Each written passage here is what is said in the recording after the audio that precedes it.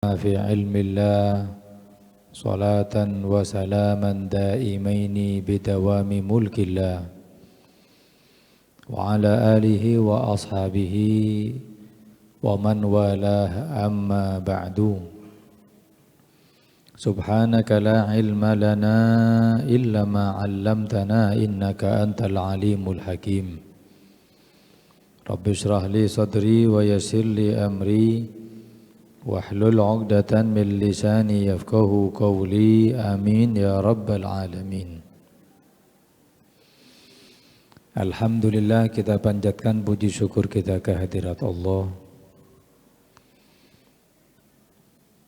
yang telah memberi kepada kita kenikmatan luar biasa, kenikmatan jasadiyah ruhaniyah, kenikmatan kita beriman kepada Allah, kenikmatan kita dijadikan sebaik-baik umat, kenikmatan panjang umur, saged nambah modal, nambah amal ibadah. Umruka ra'su malika. Kata Imam Ghazali, umur kamu itu adalah modal kamu. Kalau modal berupa uang, lalu modal habis, bisa minta sama orang. Tapi kalau modalnya berupa umur habis, nggak bisa kita minta kepada siapapun. Maka kita syukur kepada Allah. Allah panjangkan umur kita hingga masuk ke tahun baru. Sekarang bulan kedua dari bulan Hijriyah, bulan Safar. Bulan yang penuh dengan keberkahan, bukan bulan musibah. Dawuh Kanjeng Nabi, la adwa wala safara wala ghaula. Tidak ada lagi namanya penularan penyakit, tidak ada lagi namanya safar bulan musibah. Tidak ada lagi yang namanya kematian ditentukan dengan sesuatu. Ulama mengganti nama safar dengan nama dhafar. Lek safar niku artine 0, kosong, tidak ada angka. Tapi lek dhafar artine kemenangan, keberuntungan, bejo, faizin, orang-orang yang beruntung di dalamnya. Bulan Safar bukan bulan yang Allah di situ menurunkan bala dan musibah, tapi bulan di mana anggapan semacam ini ditolak oleh Kanjeng Nabi. Ada beberapa kejadian di bulan Safar yang itu menjadi hujah kalau Nabi juga enggak percaya ini bulan musibah. Napa? Yang pertama, Nabi menikah dengan Sayyidatuna Khadijah itu di bulan Safar. Kita tahu Kanjeng Nabi itu bukan meminang, bukan melamar, tapi Kanjeng Nabi dilamar. Tatkala Rasul sallallahu alaihi wasallam bekerja kepada Sayyidatuna Khadijah, Siti Khadijah niku melihat beberapa hal yang janggal. Di antaranya belum pernah dia ngirim perniagaan ke negeri Syam lalu balik dengan keuntungan yang berkali-kali lipat kecuali ketika dipegang niaganya sama Kanjeng Nabi. Belum lagi Siti Khadijah melihat bagaimana Nabi itu dinaungi oleh awan. Banyak kejanggalan-kejanggalan, keistimewaan yang Siti Khadijah melihat. Akhirnya melamarlah Siti Khadijah kepada pamanda Kanjeng Nabi yang bernama Abu Thalib, lalu menikah. Pernikahan terjadi pada bulan Safar. Kejadian kedua, ketika Nabi sudah diangkat menjadi utusan, yaitu tatkala menikahkan putri tercintanya Siti Fatimah Zahra dengan menantu beliau Sayyidina Ali, niku terjadi di bulan Safar. Kalau memang bulan Safar bulan musibah, bulan bala, enggak mungkin Nabi memilih bulan pernikahan untuk anak tercintanya di bulan yang penuh dengan naas dan sial. Tapi Nabi tahu ini anggapan jahiliyah harus dihapus. Yadhunnuna billahi dhannal jahiliyah. Mereka menyangka kepada Allah seperti sangkaan orang jahiliyah. Maka Allah akan mewujudkan bagaimana sangkaan kita. Ana inda dhanni abdi bi, aku tergantung daripada sangkaan hambaku. Sangkaane api tak kei api, sangkaane elek dikasih jelek. Nauzubillah. Belum lagi banyak kejadian, diantaranya bulan Safar adalah bulan kemenangan kaum Islam yang berperang dengan orang-orang Khaybar. Harta rampasan perang banyak Nabi dapatkan saat itu. Yang terakhir diantara kejadian di bulan Safar adalah sakitnya Nabi Muhammad SAW itu berawal di bulan Safar. Nabi lahir dan wafatnya sama nggih bulan Rabiul Awal. Wafat nggih sama bulan Rabiul Awal. Sakitnya Kanjeng Nabi itu pada bulan Safar tanggal 22 beliau mulai sakit.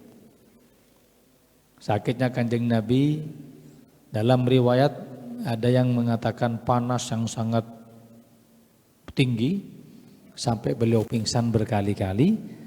Ada yang mengatakan penyebabnya adalah kambing yang diracun pada perang Khaybar yang disiapkan oleh wanita Yahudi.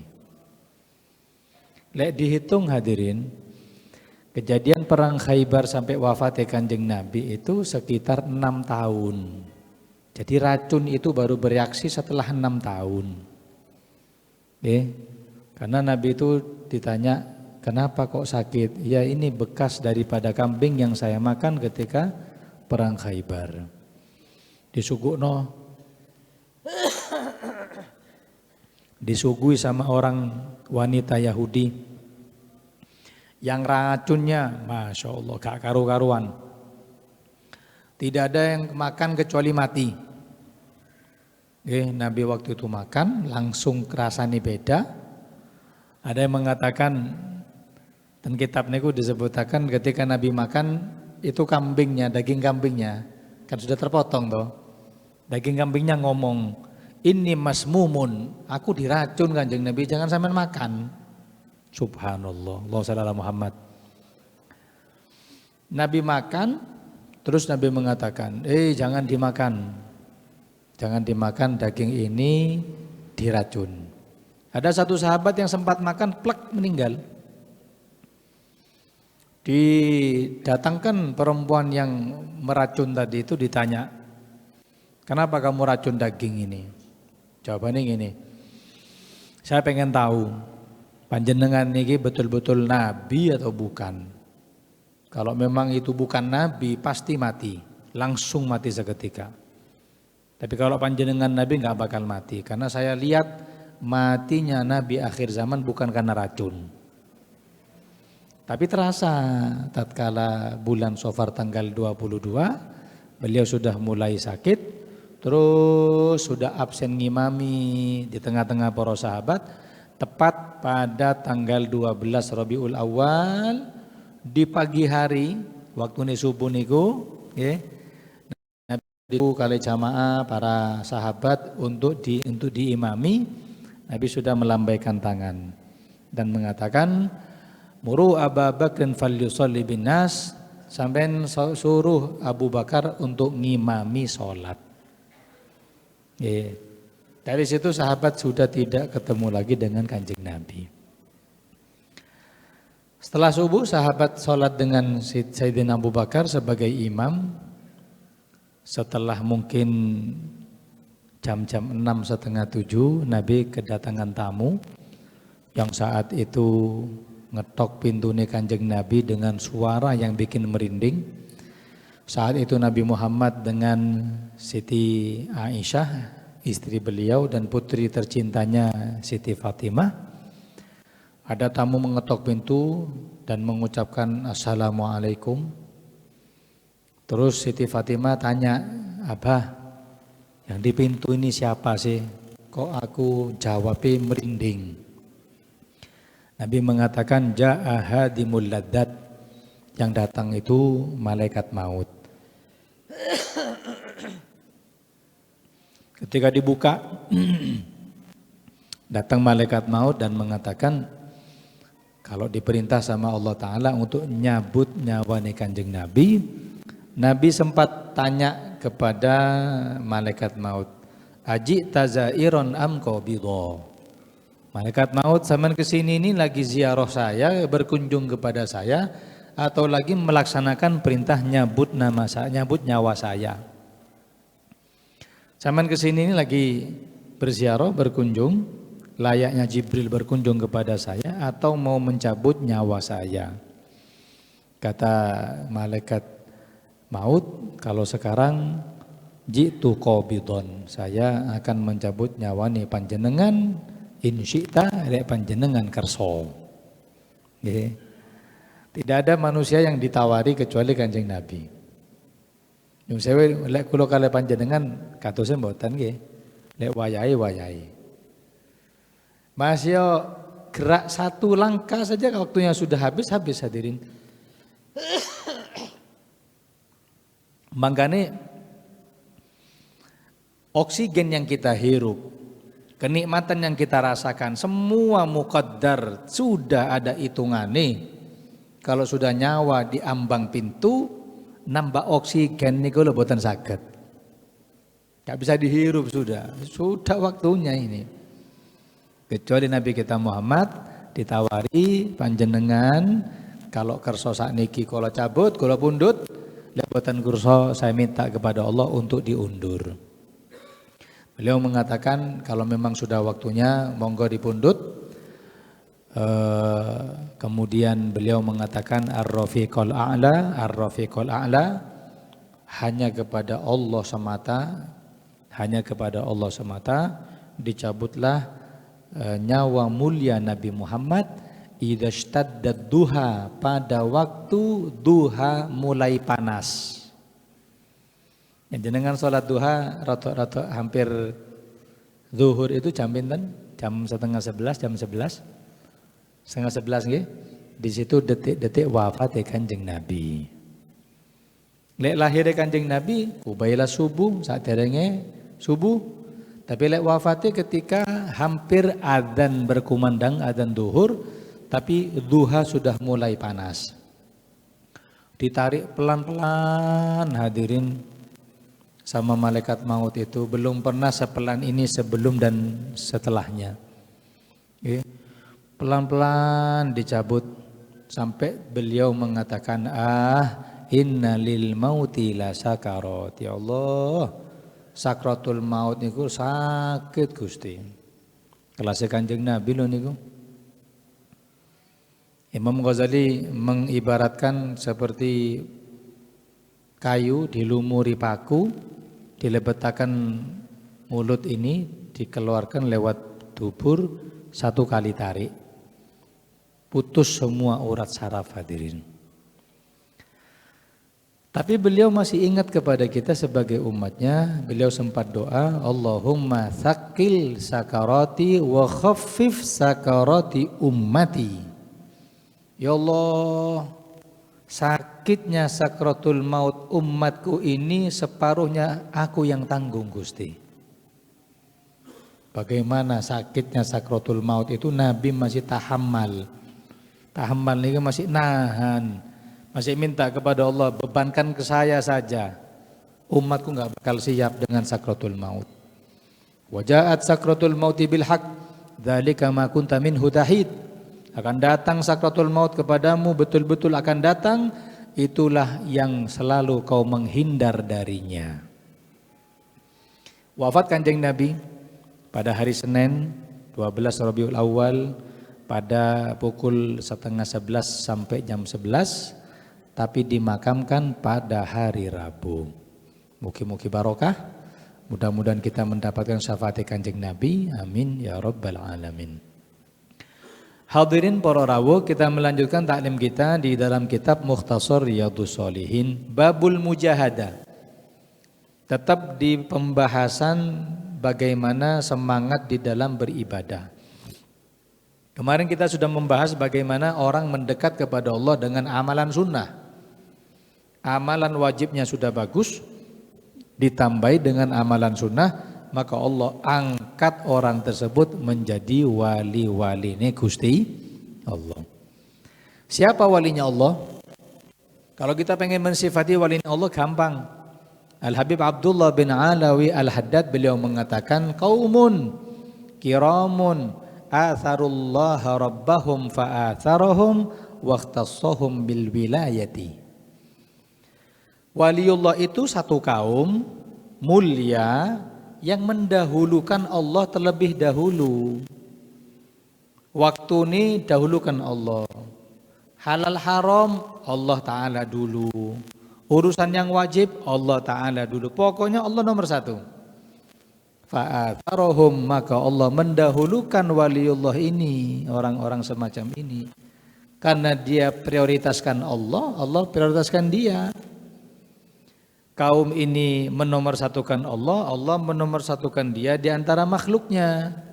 Lalu Allah tambahi dengan kewalian, Allah tambahi kewalian tersebut dengan kedekatan dengan Allah Subhanahu wa taala. Sekarang kita melanjutkan taklim kita. Wa an Aisyah radhiyallahu anha anna an-nabiy sallallahu alaihi wasallam kana yaqumu minal laili hatta tatafattara qadamahu. Dalam hadis riwayat Sayyidatuna Aisyah radhiyallahu taala anha bahwasanya Nabi Muhammad sallallahu alaihi wasallam beliau biasa bangun malam sampai bengkak kedua kakinya. Fakultu, aku bertanya, kata Siti Aisyah, lima tasna hadza ya Rasulullah, kenapa engkau melakukan seperti ini wahai Nabi?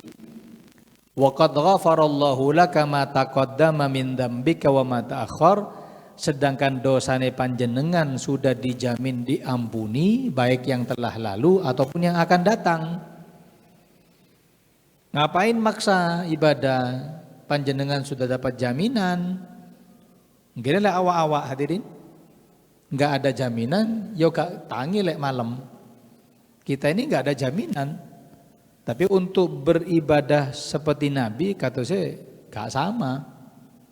Nabi sudah dijamin, tapi tetap maksano untuk ibadah. Maka jawaban Nabi, afala uhibbu an akuna abdan syakura. Wahai Aisyah, tidakkah aku seorang hamba yang dijadikan oleh Allah menjadi hamba yang pandai bersyukur? Jadi solatku ini adalah solat aku berterima kasih kepada Allah atas pemberian yang besar ini. Ya. Nah, kalau ada orang bilang, masa Kanjeng Nabi itu tidak berdosa? Kita akidah Ahlus Sunnah wal Jamaah mengatakan betul, Nabi itu punya sifat namanya maksum, terjaga dari dosa kecil dan dosa besar. Sebagian pemahaman yang ada di masyarakat mengatakan tidak, Nabi yo manusia, manusia pasti punya dosa. Berdalil dengan ayat Al-Quran, ya, yang mana Allah telah mengampuni dosamu, liyaghfira lakallahu ma taqaddama min dzambika, agar Allah memberi ampunan kepadamu wahai Nabi atas dosamu. Allah nyebutin dosa kok. Kok panjenengan bilang Nabi tidak berdosa? Gini. Makanya jangan lihat di satu ayat saja, lihat dari korinah dalil-dalil yang lain. Makna taqaddama min dzambika, dosamu yang dinisbatkan kepada Nabi itu, para mufassir mengatakan itu bukan dosane Kanjeng Nabi hadirin. Bukan Nabi berbuat dosa, gak mungkin, Nabi maksum kok. Tapi itu dosa umat Kanjeng Nabi yang dinisbatkan kepada Nabi. Layaknya orang tua Kanjeng Nabi itu, kita sebagai anak, umat sebagai anak, apapun kesalahan kita anak, tetap yang salah orang tua. Zaman bal-balan dulu, anak kecil tuh bal-balan, tahu-tahu nyepak bola kena kaca. Marah ke siapa? Ke anak kecil? Gak mungkin. Pasti tanya, anak sopo iki? Tak kandak nonang wong tuamu. Jadi orang tua yang di rumah nggak salah apa-apa, karena kesalahan anak jadi salah. Ini kalau satu. Lalu bagaimana kesalahan umat yang dinisbatkan kepada Nabi kita Muhammad Sallallahu Alaihi Wasallam? Nabi dijaga hadirin. Jangankan sampai diangkat menjadi nabi. Sebelum diangkat menjadi nabi itu loh, apapun yang tidak baik bagi nabi itu dijaga. Di riwayat itu disebutkan nabi itu waktu masih anak-anak, nabi itu pernah main dengan anak seumuran, sekecil gitu. Lalu tiba-tiba tersingkap auratnya. Namanya anak kecil gak kroso, tiba-tiba tersingkap auratnya. Langsung Allah merintahkan malaikat Jibril untuk cepat menutup auratnya Kanjeng Nabi. Ini belum diangkat menjadi nabi loh. Ini Nabi masih kecil sudah dijaga seperti ini, apalagi Nabi sudah diangkat menjadi utusan. Nggih. Habib, Nabi itu pernah turun ayat abasa wa tawalla. Nabi cemberut. Nabi bermuka masam ketika datang Abdullah bin Ummi Maktum, sahabat yang buta yang minta diajari sama Kanjeng Nabi. Akhirnya diturunkan ayat teguran kepada Kanjeng Nabi. Sebentar, yang ngomong teguran ini siapa sih? Kok sampean bahasa kurang enak sama Kanjeng Nabi. Nabi itu bukan ditegur karena kesalahan.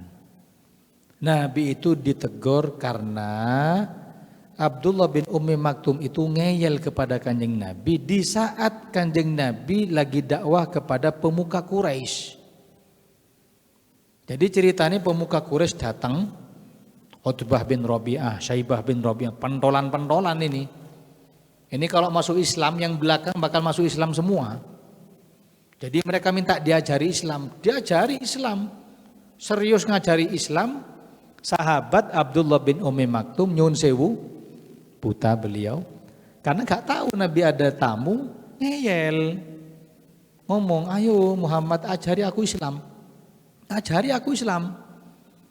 Akhirnya Nabi menoleh kepada Abdullah bin Ummi Maktum, saraya ya'bus, bermuka masam, lalu berpaling. Gak diajari, tetap fokus kepada ini.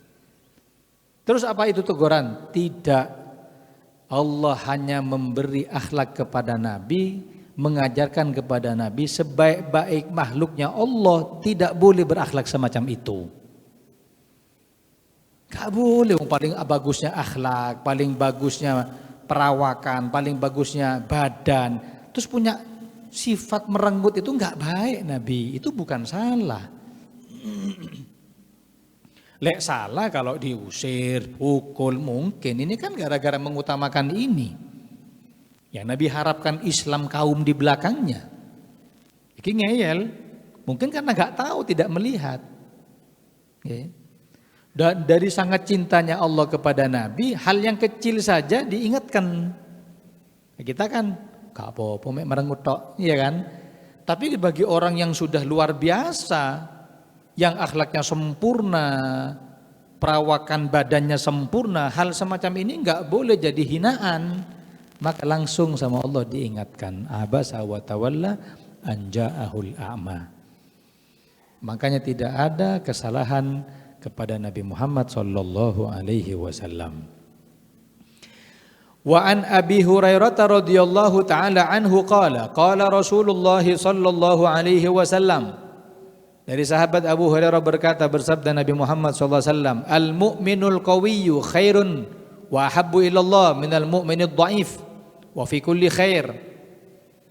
Orang mukmin yang kuat lebih baik dan lebih dicintai di sisi Allah daripada mukmin yang lemah dan di setiap kebaikan. Saya baca syarahnya ini.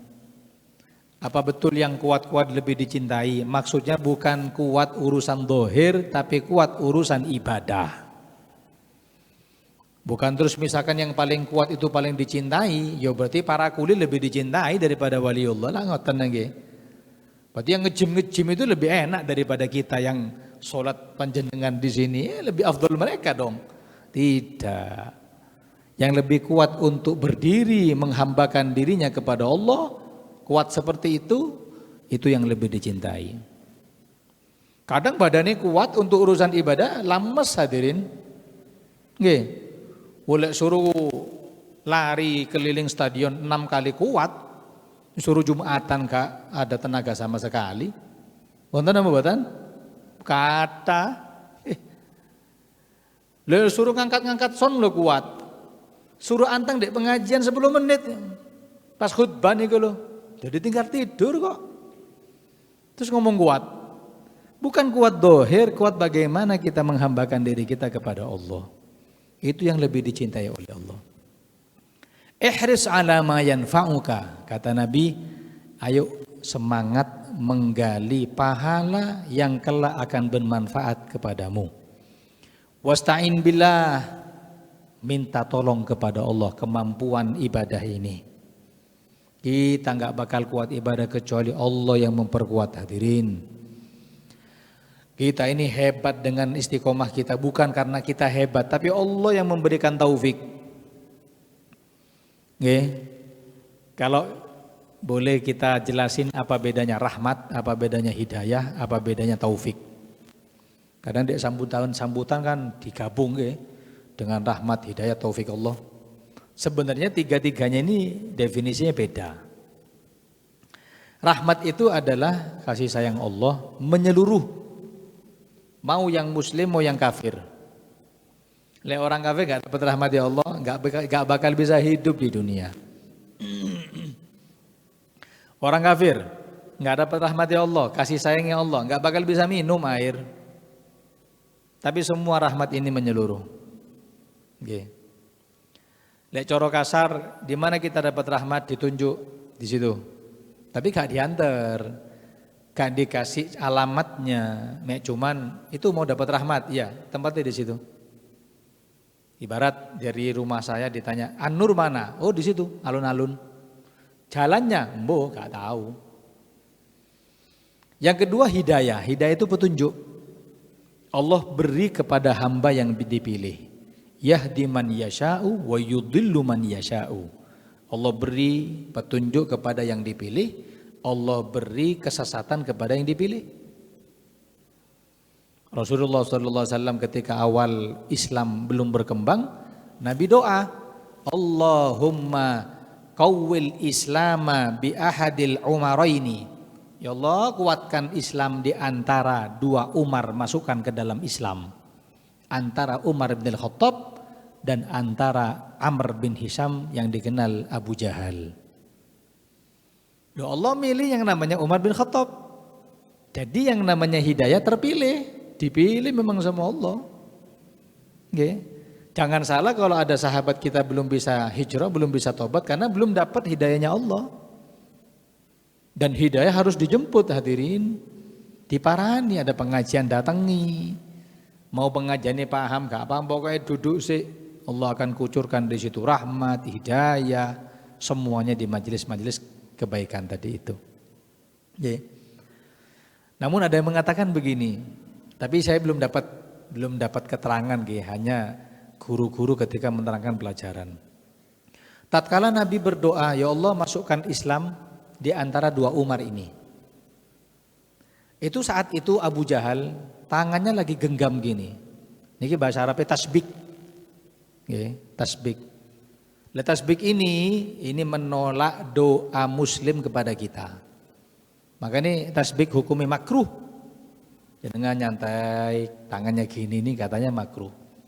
Dalilnya saya tidak tahu. Hanya keterangan dari para guru kita. Enggak ada salahnya kalau diamalkan. Kemudian ini hidayah. Yang lebih khusus lagi apa? Kalau hidayah ibaratkan kita orang tanya, An-Nur di mana? Oh, An-Nur jalan ini. Sampean muter dulu, ada kelenteng itu belok kiri, sampean muter. Nanti ketemu An-Nur. Lebih jelas daripada rahmat yang pertama. Baru yang ketiga namanya taufik. Apa taufik? Taufik itu adalah kudratut ta'ah, kemampuan kita berbuat taat. Coro kasare ada orang tanya, An-Nur mana? Kini tak anter, dianter. Diringankan, dipermudah, iki lho. Nah, kita mau minta sama Allah kemampuan ini jangan minta hidayah saja, minta taufik.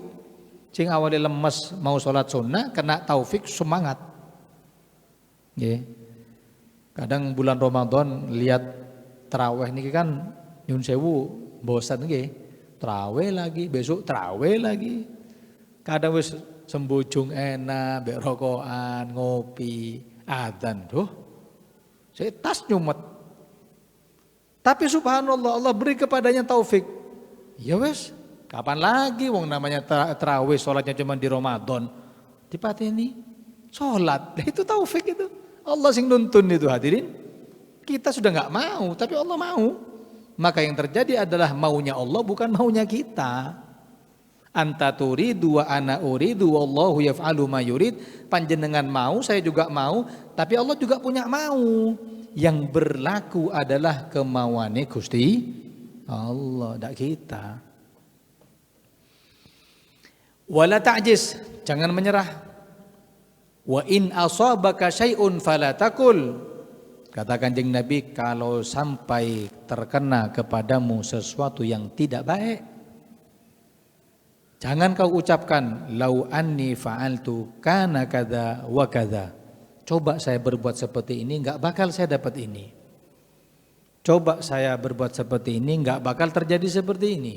Enggak bakalan. Jangan berbuat seperti itu. Walakin kul, tapi katakan qaddarallah. Allah yang mentakdirkan ini semua. Enggak bakal terjadi kecuali sudah ditulis sebelum kita lahir. Ya kan kadang gitu, nyun sewu kena musibah. Atau kena tilang wis, musibah sama-sama takut. Lek tilang lah lumayan iso ditawar nggih. Kena tilang. Gini, uang damai. Berapa, Pak? 250. Waduh, coba lewat gang, tak selamat awak-awake. Loh, coba itu enggak usah, enggak bisa. Enggak bisa. Sebelum kita lahir sudah ditulis tanggal sekian, jam sekian, hari ini, detik sekian kamu akan lewat. Dan di situ kamu ketangkep. Kamu mau tidak mau sudah aku tulis. Kehidupan kita sekarang ini sebenarnya hanya mengikuti tulisan takdir Allah.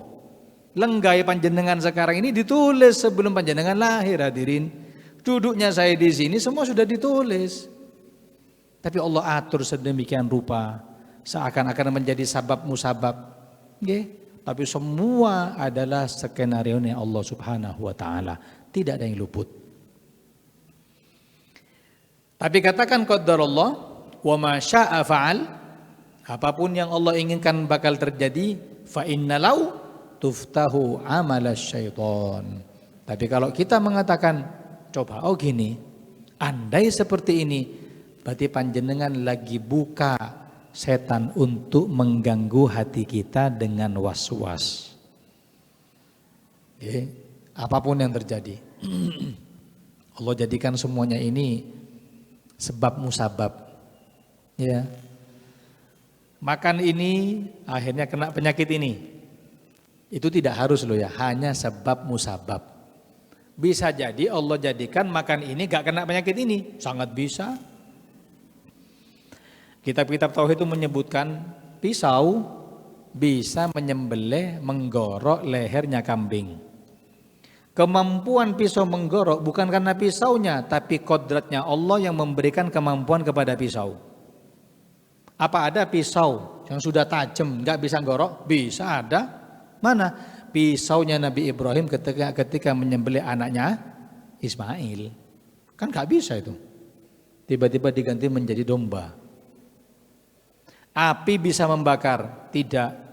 Api cuma bisa memiliki sifat membakar. Tapi kemampuan membakar adalah Allah Al-Muqaddir. Ada api yang tidak bisa membakar? Siapa? Api ketika membakar Nabi Ibrahim alaihissalam. Allah katakan, ya naru kuni bardan wa salaman ala Ibrahim. Wahai api, jadilah engkau dingin dan selamat untuk Nabi Ibrahim alaihissalam. Ya, makan bisa kenyang, belum tentu. Ada makan, ada kadang nggak makan kenyang. Ayo, nyun sewu ya nyun sewu. Jalan tiba-tiba ada orang kecelakaan depan kita, dor metu gede. Kita belum makan, trauma dengan kejadian ini. Waduh, sampai kebawa ke rumah. Sampai ke rumah ngomong istri kita, ayo mas. Aduh, gak iso mangan aku, kenyang aku. Lu kok bisa? Aduh, ndak wis. Lek eling gede muncrat elu ndak wis. Ya enggak makan kenyang. Semua sebab musabab Allah yang atur, tapi ingat al-muqaddir Allah. Al-muqaddir Allah, penentu kemampuan hanyalah Allah. Ini sebab musabab aja. Makanya Kanjeng Nabi itu enggak pernah takut.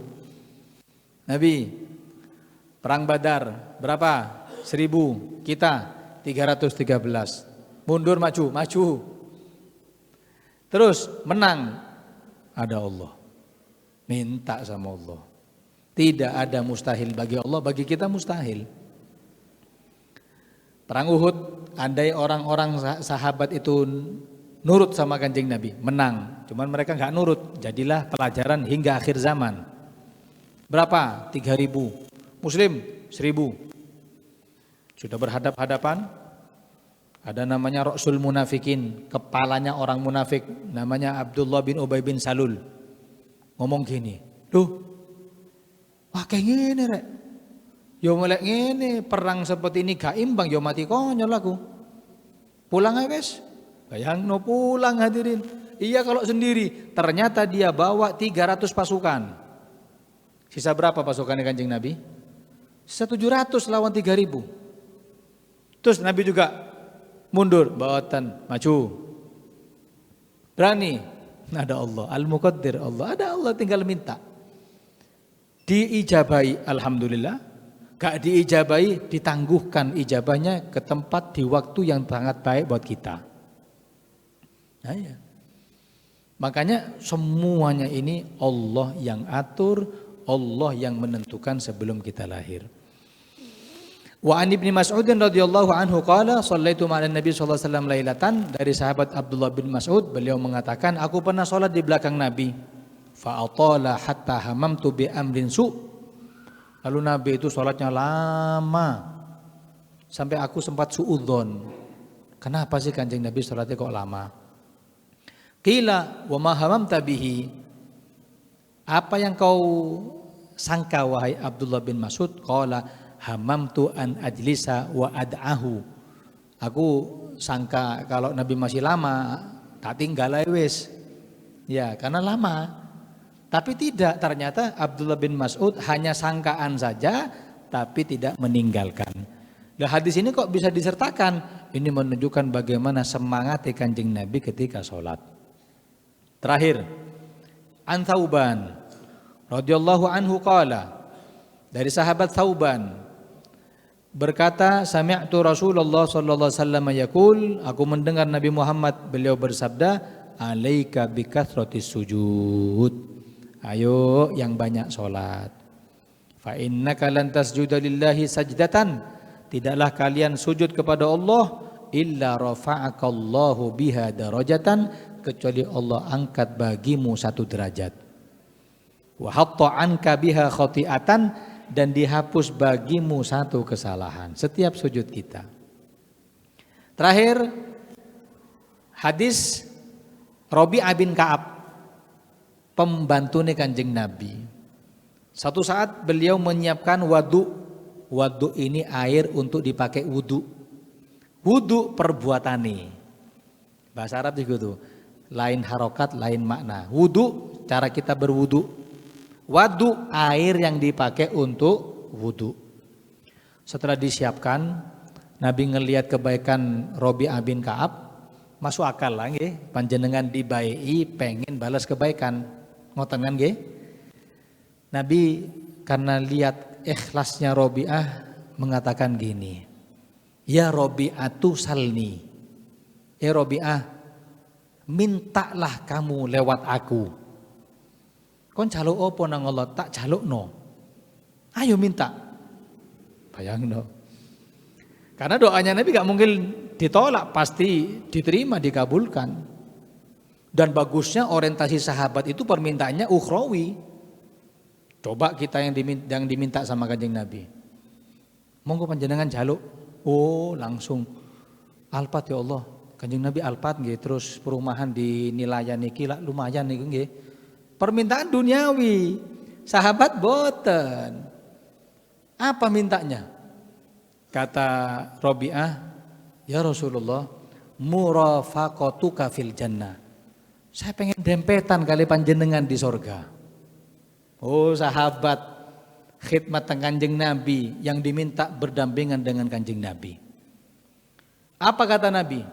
Ya Rabi'atu inni fa'ilun. Rabi'ah, aku tuntun kamu ke dalam sorga. Lakin a'inni ala nafsika bikathratis sujud. Tapi tak ingatkan ya, ayo bantu dengan amalmu, perbanyak sholat. Ketika Robiah minta surga, si entenono dulu, tak delok sholat musik, lek sholat tak tuntun, lek mboten, lepas tangan Kanjeng Nabi hadirin. Ini pembantu nih Kanjeng Nabi yang disayang sama Kanjeng Nabi. Minta surga, tunggu, sholatmu tak periksa. Lo awak-awak koyok punya tiket masuk surga. Apa-apa, Raufur Rahim. Pangeran pengampun, yang dulu ndak sholat aman, panitia surga modelnya hadirin. Ini minta surga Robiah, minta apa kamu? Tuntun aku masuk surga. Iya, tapi tak delok sholatmu. Lek kon sholat tak tuntun, lek tidak. Mantarokas sholata faqad bari adimmatu Muhammad. Barang siapa ninggalno sholat, Muhammad lepas tangan hadirin. Masih yo sahabat, apa mana bukan sahabat? Ayo, ini peringatan kepada kita, jaga sholat kita. Perbanyak menghambakan diri kita kepada Allah. Mudah-mudahan Allah jadikan kita termasuk orang-orang yang al-qaimin bis shalah, orang-orang yang mendirikan sholat, menambah amal ibadah, dengannya meraih ridho Allah subhanahu wa ta'ala dunia akhirat. Amin ya rabbal alamin. Wa sallallahu ala sayyidina Muhammadin wa ala alihi wa sahbihi wasallam. Walhamdulillahi rabbil alamin.